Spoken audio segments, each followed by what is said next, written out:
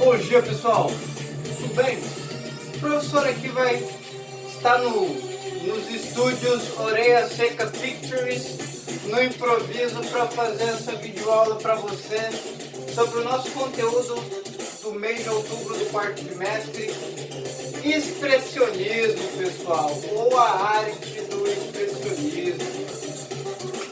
Bom, mais adiante vocês vão ver que alguns autores chamam esse estilo também de pós-impressionismo. Tá?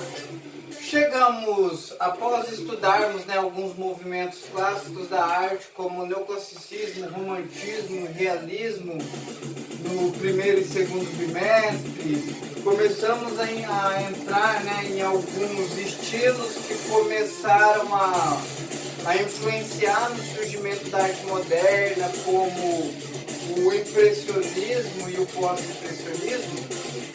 E chegamos agora ao expressionismo, que de fato ali é a entrada dos artistas desse estilo a fundo na arte moderna ou no modernismo ali, que marca o fim da era clássica nas belas artes. Alguns conceitos gerais sobre a arte expressionista, pessoal. O primeiro deles, o expressionismo é uma arte do instinto. Ela trata-se de uma manifestação artística dramática, subjetiva, que busca expressar os sentimentos humanos ao invés de expressar uma realidade ou representar um objeto ou a natureza de forma real. Diferentemente da arte clássica, que visava representar a realidade tal como ela era. Por exemplo, se o pintor fosse desenhar uma paisagem, ele representava essa paisagem o mais realisticamente possível na arte clássica. Na arte moderna e no expressionismo, isso já não acontece mais, pessoal. Tanto que aqui eles não querem mais expressar a realidade, mas sim expressar o aspecto subjetivo, a expressão dos sentimentos humanos e muitas vezes das emoções e da miséria humana, conforme nós vamos ver mais adiante. Esse estilo, o expressionismo, ele utiliza as cores de forma irreais. Um céu que geralmente é azul, cinza quando está nublado, ou alaranjado, puxado para o vermelho durante o pôr do sol e o nascer do sol, pode ser um céu verde, um céu laranjado fluorescente, não é verdade? Então é um estilo que não se prende ao uso real das cores para representar uma realidade. É um estilo que dá forma plástica ou dá forma através da pintura, do desenho e da escultura aos sentimentos como amor, ciúme, medo, solidão, a miséria humana de forma geral, a paranoia. Ou seja, é um estilo em que os artistas, os pintores, eles procuram representar muitos sentimentos e estados de espírito que eles mesmos às vezes estavam ali. Um caso bem peculiar e bem evidente é quando falarmos de Van Gogh mais adiante, que tinha muitos problemas emocionais e psicológicos e que expressou de certa forma esse ponto da sua vida em suas obras através das suas pinceladas características e das cores que ele utilizava. Predominância dos valores emocionais sobre os intelectuais. É uma obra que, diferente do Renascimento, que visava o equilíbrio e as proporções matemáticas ali, ditando as composições dos quadros, aqui o emocional está está em alta e o intelectual em baixo. A ideia dessa arte é expressar aquilo que o artista sente ou que ele transmite do sentimento de alguma outra pessoa. Não mais representar simplesmente um retrato de alguém, uma paisagem ou coisas do gênero que nós observamos na arte clássica. Lembre que no neoclassicismo eles buscavam representar os heróis da Revolução Francesa, no romantismo eles buscavam representar cenas romantizadas de fatos ligados à Revolução, no realismo eles buscavam representar a realidade tal como era em sua essência, representando agricultores, operários, trabalhadores. Aqui é uma arte que já não se prende a esses realismos e ao aspecto racional, conforme os outros estilos que o professor citou agora há pouco. Observação importante, pessoal. No universo das artes, assim como em outras áreas da ciência, às vezes há uma discrepância, uma divergência entre os historiadores da arte e os especialistas. O que nós chamamos de expressionismo, para alguns historiadores, é de certa forma um pós-impressionismo tardio. Tá bom? Então nós vamos ver aqui alguns artistas que vocês estudaram anteriormente no conteúdo pós-impressionismo. Tudo bem? Entre eles Van Gogh e Toulouse-Lautrec. Ou Toulouse-Lautrec não, perdão, Van Gogh e Paul Cézanne. Bom, sobre pintura expressionista, o primeiro vocês já conheceram lá no pós-impressionismo, que é o Paul Cézanne. Pintor famoso, considerado indiretamente o pai do cubismo, representou em suas obras principalmente naturezas mortas, paisagens de cortes geométricos e alguns autorretratos e retratos com pinceladas marcadas, que fogem do realismo que nós observamos em estilos de arte mais clássicos. Como o professor falou, Cézanne ficou famoso por pintar principalmente naturezas mortas. Nessa obra, A Dúvida, de Cézanne, ele fez uma composição com frutas, um cesto, uma toalha de mesa e uma garrafa sobre uma mesa ali. Naturezas mortas, pessoal, não significam uma paisagem destruída, uma cena de um animal, um objeto sem vida. Naturezas mortas são composições onde os artistas representam objetos inanimados dispostos ali conforme a vontade do artista, como Cézanne fez aqui nessa obra A Dúvida.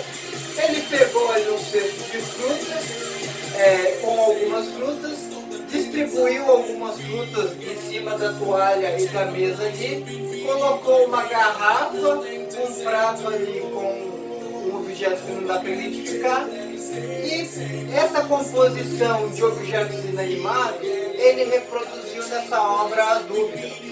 Isso é uma natureza morta. Cézanne ficou muito famoso por reproduzir essas naturezas mortas, assim como as paisagens de cortes geométricos que fugiam daquela realidade apresentada nas artes clássicas anteriores ao impressionismo, pós-impressionismo e expressionismo até então. Outro artista que vocês estudaram no pós-impressionismo, que é expressionista também, é o holandês Vincent van Gogh. Um gênio que morreu na miséria e só foi ser reconhecido, assim como grande parte dos artistas, após sua morte. Muitas teorias circulam sobre a aura desse artista, né? Alguns dizem que ele tinha depressão, que ele tinha ansiedade, que ele sofreu transtornos psicológicos. Outros dizem que ele morreu devido à intoxicação da tinta, porque ele costumava a limpar os pincéis com a boca. E as tintas daquela época eram nocivas, né? Porque era uma mistura de alguns óleos vegetais e óleos minerais com pigmentos, né?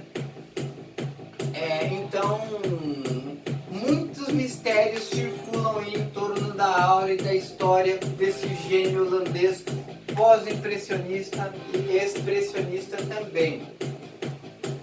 Van Gogh fez várias obras, uma série Os Girassóis, Noites Estreladas, Autorretratos. Uma das suas obras mais famosas e conhecidas é Noites Estreladas, onde ele se utiliza de pinceladas bem marcadas e em espiral, representando uma paisagem noturna ali, fugindo daquela realidade aceitável que nós vimos em obras clássicas, né?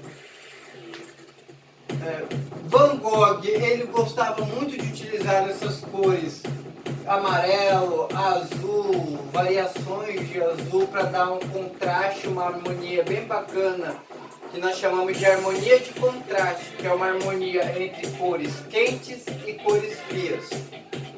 Tem um filme de Van Gogh bem bacana, não sei se ele já está acessível, onde os artistas pintaram, se eu não me engano, 15 mil telas que vão passando conforme o filme, dando aquela sensação de movimento.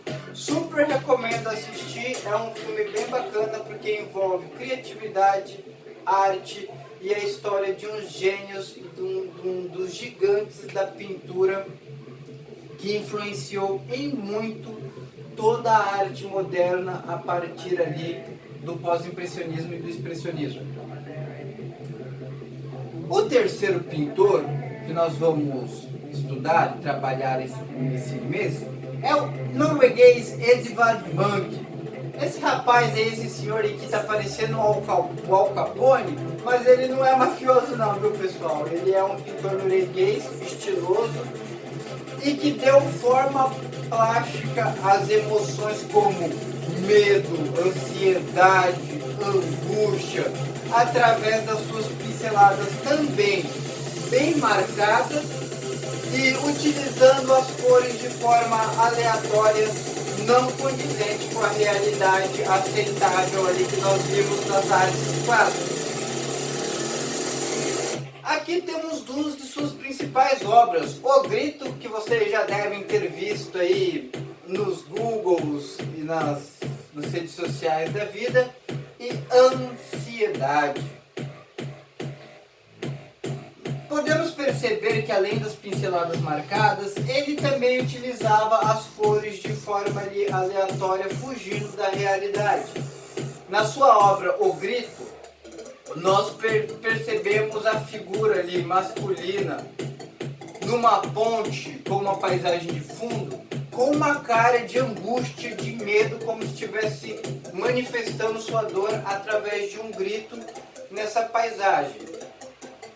É uma imagem de certa forma angustiante, né? Então a gente pode ver que ele quis expressar não uma realidade ou algo racional, mas quis expressar algo emocional, subjetivo. Assim como na sua obra Ansiedade, onde uma figura feminina e uma figura masculina andando, talvez na mesma ponte, por que não? Estão com um olhar de espanto, de angústia, como se estivessem ansiosos para chegar a algum lugar ou sair do lugar que eles estão. Então, pessoal, a gente pode ver que o expressionismo, assim como seu nome sugere, é a expressão do subjetivo, da emoção, da angústia, da paranoia, da dor, da solidão, ou do estado de espírito que esses artistas se encontravam no momento. Existem outros pintores expressionistas como Toulouse-Lautrec, Amadeu Modigliani, mas o professor vai trabalhar com esses futuramente para que não sobrecarreguem vocês nesse mês de outubro, que é um mês mais curto, poucos dias letivos, tudo bem? Qualquer dúvida, o professor está à disposição no WhatsApp ou deixem um comentário lá na postagem no Google Sala de Aula. Sobre nossas atividades a serem realizadas nesse mês de outubro, são elas a biografia de Monkey, onde vocês vão fazer uma breve pesquisa e escrever um breve relatório biográfico sobre esse norueguês, principal representante do movimento expressionista. Uma releitura da obra de Edvard Munch. Na atividade pedagógica complementar, o professor indica que vocês façam a releitura do grego. Mas se quiserem escolher uma outra obra do artista, fiquem à vontade. E por fim, o questionário contextualizado no final da atividade pedagógica complementar, que vocês utilizarão o texto anexado para respondê-lo, tá bom? São 8 questões ali de múltipla escolha, com 5 alternativas cada um, e as respostas encontram-se distribuídas ao longo do texto trabalhado. Bom, é um vídeo simples, curto, bem sucinto. Espero que ajude você no desenvolvimento das atividades e na compreensão do conteúdo. Qualquer material de apoio auxiliar a mais que vocês precisarem, podem entrar em contato com o professor, que o professor disponibilizará para vocês, tudo bem? Tenham uma ótima quarta-feira, uma semana abençoada. Estamos aí nos encaminhando para o final do mês de outubro, para o final do ano letivo, e espero que essa situação crítica que nos encontramos devido a esse vírus aí acabe logo, para que possamos voltar a compartilhar conhecimento, experiências, sorrisos e sentir de novo ali, né, o giz no quadro negro, tá bom? Tudo de bom para vocês, espero que esse vídeo seja de grande ajuda para vocês no entendimento do conteúdo e na resolução das atividades.